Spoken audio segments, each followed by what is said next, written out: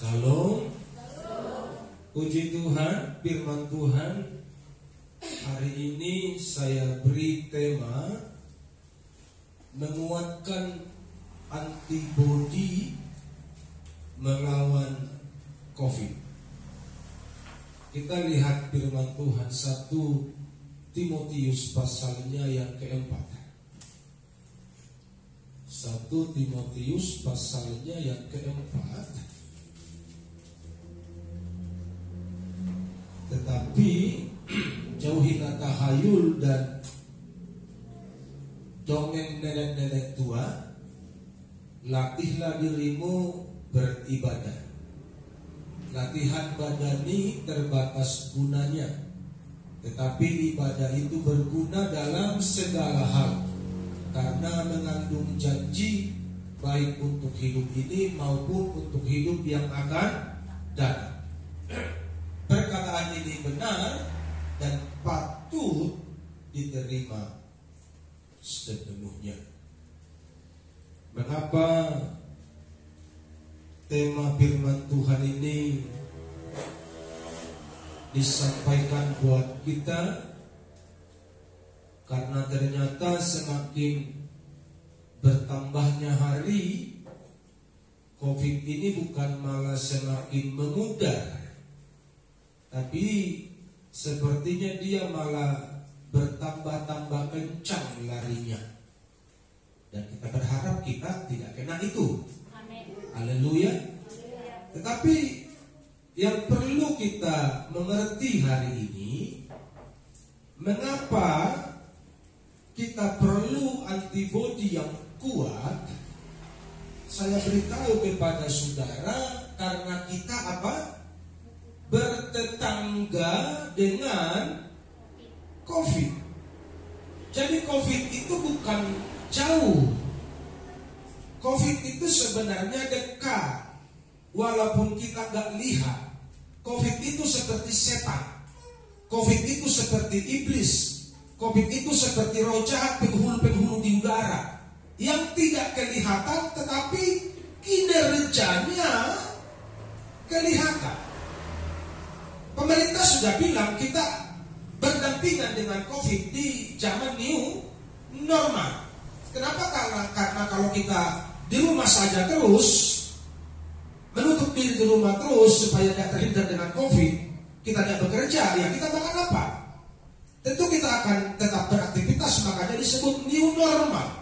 Kita beraktivitas dengan protokol kesehatan, dengan 3M. Tetapi yang paling perlu kita mengerti hari ini, yang paling penting kita sadari hari ini, bahwa kita bertetangga dengan COVID. Kalau bertetangga masih ada tembok, tapi kalau berdampingan itu sudah dekat sekali. Betul begitu kan? Dan itu katanya begitu, kita berdampingan dengan COVID. Jadi kalau bertetangga masih ada tembok pemisah. Ini berdampingan artinya sewaktu-waktu kalau kita lengah, dia bisa menyerang kita. Karena itu hari ini saya mengajarkan kebenaran kepada saudara, bagaimana caranya kita bisa memiliki antibodi rohani. Karena di dalam roh yang sehat terdapat tubuh yang sehat. Hati yang gembira adalah obat yang manjur. Jadi rohmu kalau sehat, jiwamu pasti sehat, tubuhmu pasti sehat. Katakan amin. Haleluya. Jadi kita berdampingan, kita bertetangga dengan COVID hari-hari ini. Makanya dibutuhkan antibodi yang kuat supaya kita tidak bisa diserang. Makanya pemerintah sedang mengupayakan vaksin. Itu salah satu bentuk antibodi supaya kita kebal terhadap virus tersebut. Tetapi kekebalan rohani bisa kita dapatkan dari Tuhan. Ini dia. Supaya kuat antibodimu, yang pertama latihan. Seperti petinju dia latihan, olahragawan dia latihan.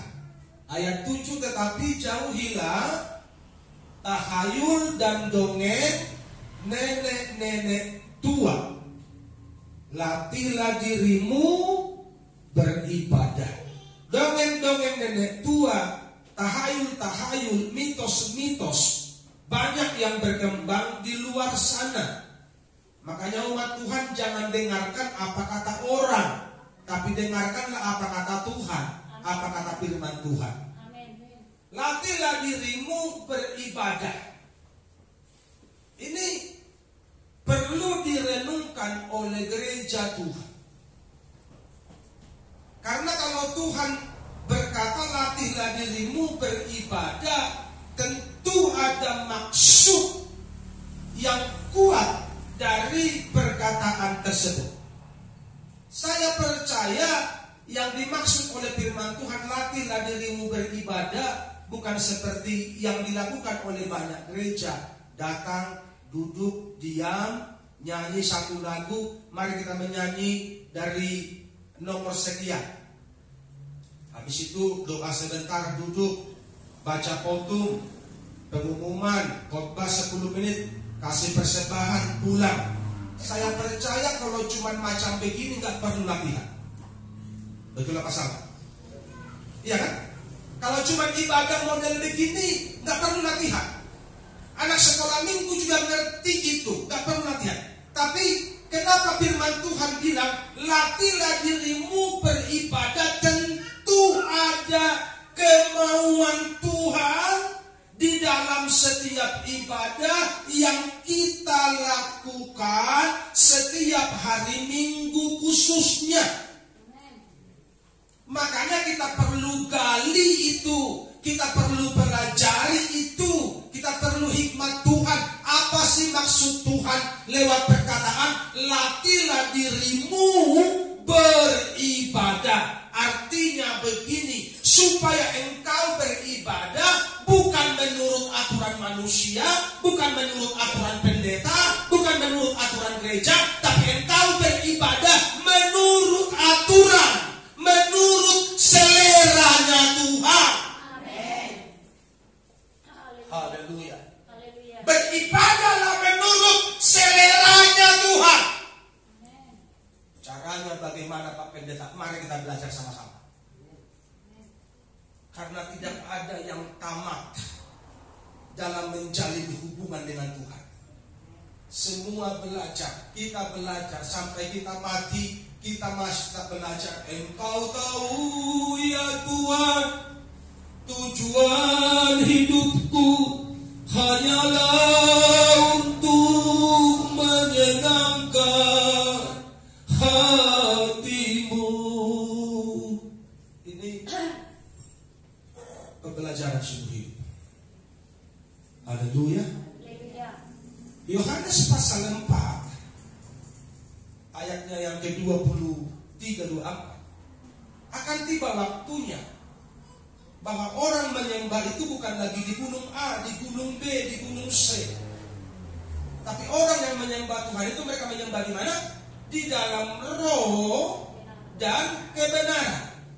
Jadi makanya kalau ada firman Tuhan berkata latihlah dirimu beribadah, artinya melatih kita beribadah di dalam roh dan kebenaran, sehingga ibadah kita memenuhi standarnya Tuhan.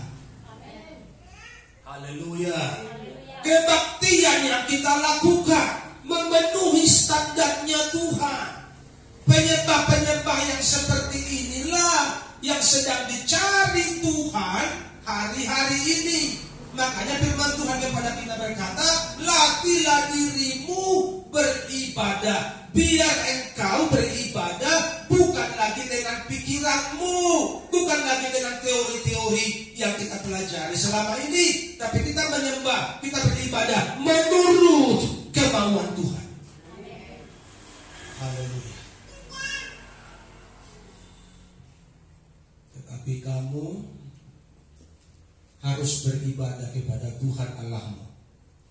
Keluaran 23 ayat 25. Tetapi kamu harus beribadah kepada Tuhan Allah.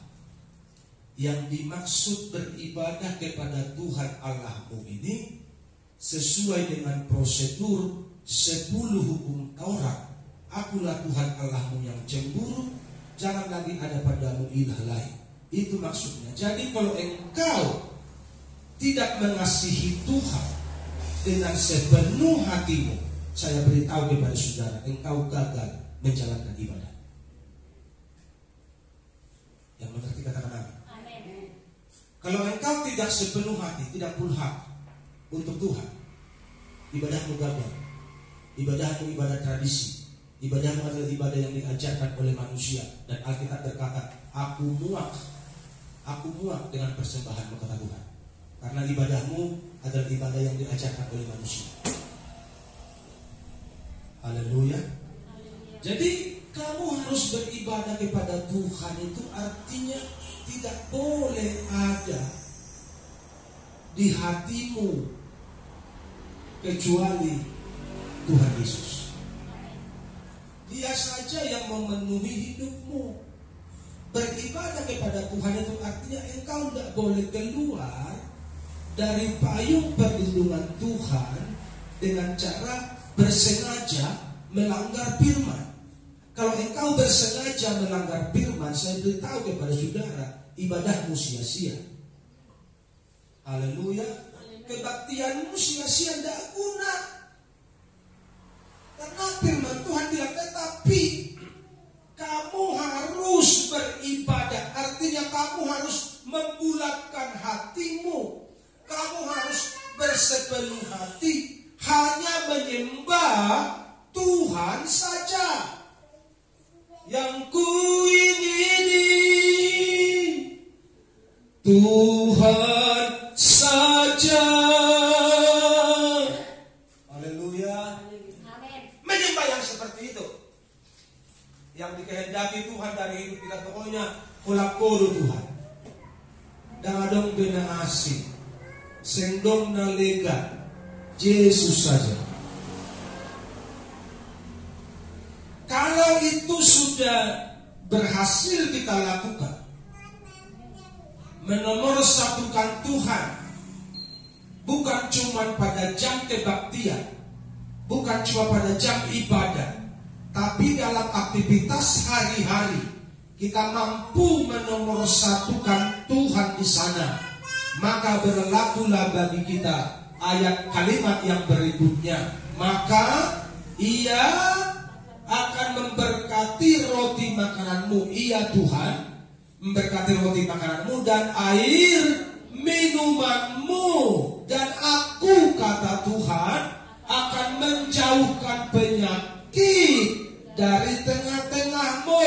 Saya beritahu kepada saudara, makanan yang engkau makan mendatangkan antibodi bagimu.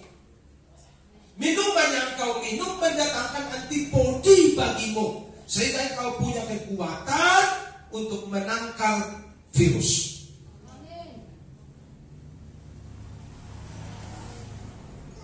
Karena Alkitab bilang, maka Ia akan memberkati roti makanan. Makananmu gak jadi penyakit, gak jadi kolesterol, gak jadi darah tinggi, gak jadi asam urat. Tapi makananmu menjadi kalori, menjadi kekuatan, menjadi kesehatan, menjadi antibodi, sehingga ketika virus datang langsung dihajar sama antibodi yang kuat, langsung pergi dia. Haleluya. Dan Tuhan bilang, aku akan menjauhkan penyakit dari tengah-tengahmu. Haleluya. Umat Tuhan rajin-rajin menyembah biar selalu sehat. Rajin-rajin berbaktian, rajin-rajin berdoa, cari Tuhan sungguh-sungguh, biar engkau tetap sehat sampai tua, sampai mati kita sehat, jangan sakit-sakitan. Karena kalau Tuhan yang kita utamakan, maka kesehatan kita pun akan dipelihara Tuhan. Haleluya. Diberkati roti makanan. Jadi bukan soal makanan 4 sehat 5 sempurna. Itu akan menjadi penyakit kalau nggak diberkati Tuhan. Pertanyaannya sekarang, makanan kita diberkati tidak? Supaya makanan kita diberkati, nyari uangnya pun harus yang halal.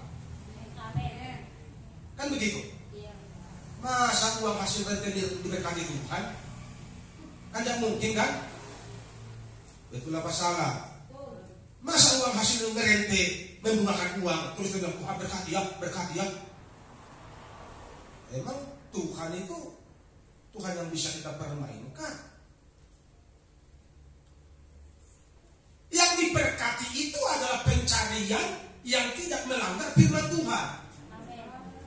Jadi roti, makanan, air, minuman diberkati hasil dari kerja kita mencari dengan jujur, dengan sungguh-sungguh di dalam takut akan Tuhan. Itulah yang diberkati.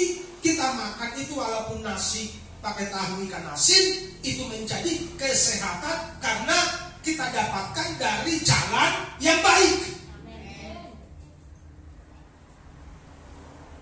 Haleluya. Hanya anak Tuhan berusaha yang baik-baik. Amin. Jangan berusaha yang nego. Mentang-mentang kau punya modal, kau pinjamkan sama orang, langsung kau patok 20% ya. Besok struk kau pikir cukup itu, hasil yang 20% juga kau berubah. Itu apa salah? Saudara lihat channel saya, menggunakan uang aja di sini. Siapa yang suka tonton channel saya? Nah, ada kan? Punya orang kalian tonton, kalian punya apa tontonnya? Emang kejam kali dunia itu. Dunia sangat kejam.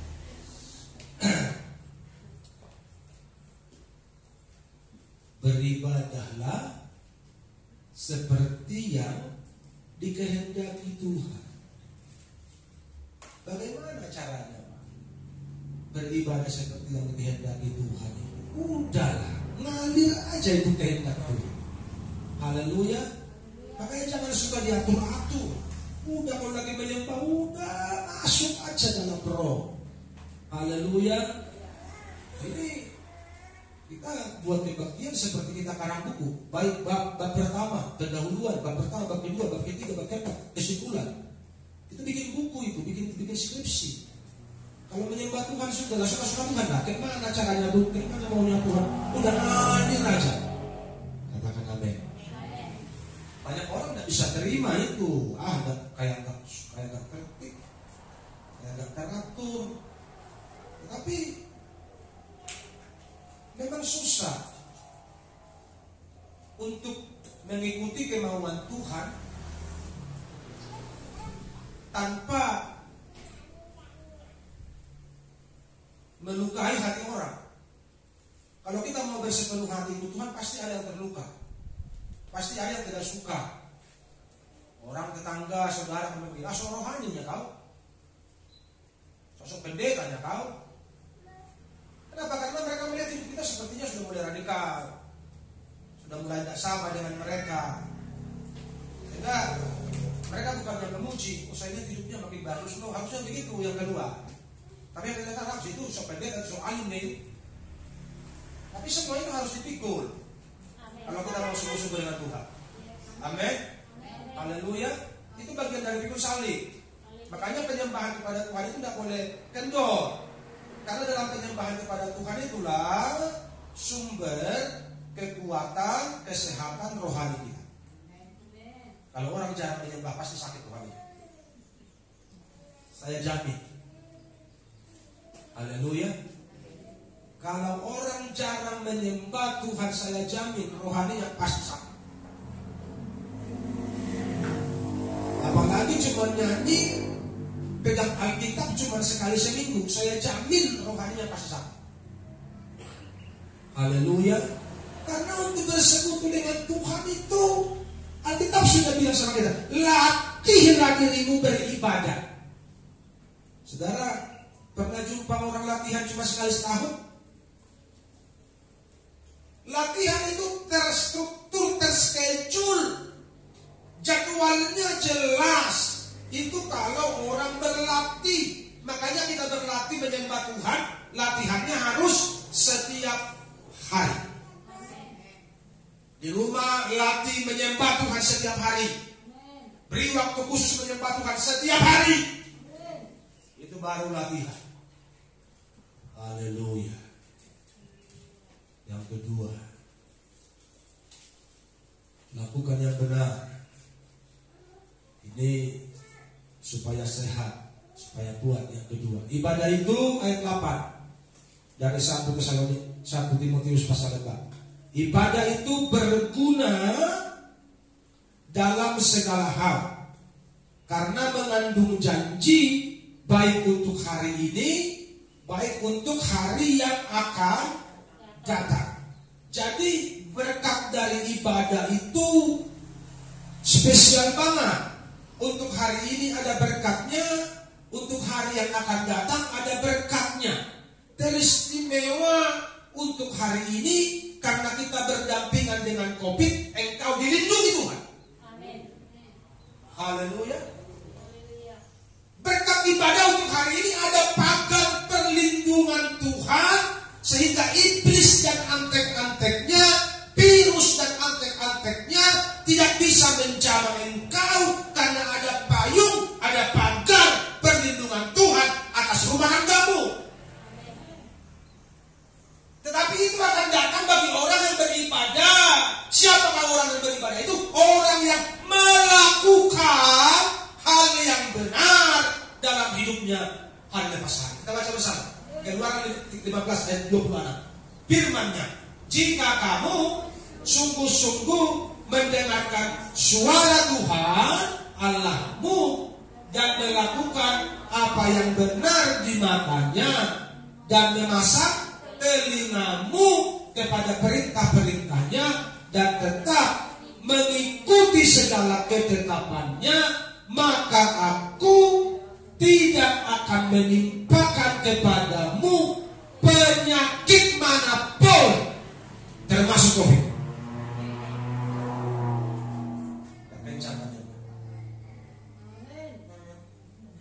Maka aku tidak akan menimpakan kepadamu penyakit manapun termasuk COVID.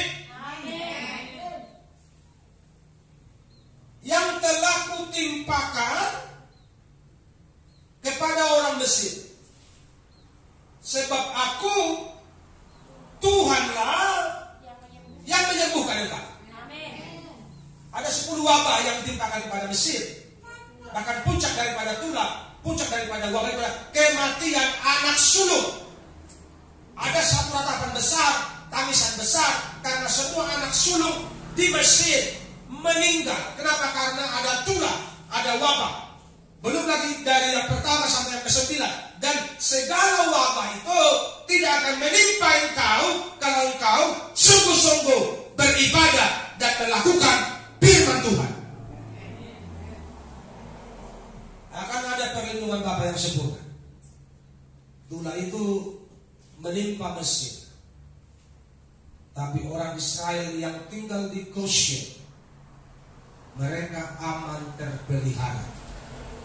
Haleluya. Di Mesir ada hujan es. Esnya sebesar-besar batu gunung sehingga orang yang kenanya mati. Tetapi tetangganya di Goshen itu orang Israel aman-aman saja. Mereka hanya ketawa-ketawa, senyum-senyum, tidak mendapatkan malapetaka. Kenapa? Karena ada pagar perlindungan Tuhan. Biar pagar perlindungan Tuhan itu turun atas GBI Kasih Karunia di Sidamani. Pagar perlindungan turun atas semua umat jemaat yang tergembala di GBI Kasih Karunia Sidamani. Sehingga tulah malapetaka dalam bentuk apapun tidak akan pernah menjamah engkau dan orang-orang dekatmu dan keluarga besarmu. Karena kita sungguh-sungguh melakukan firman Tuhan dengan sepenuh hati. Amin.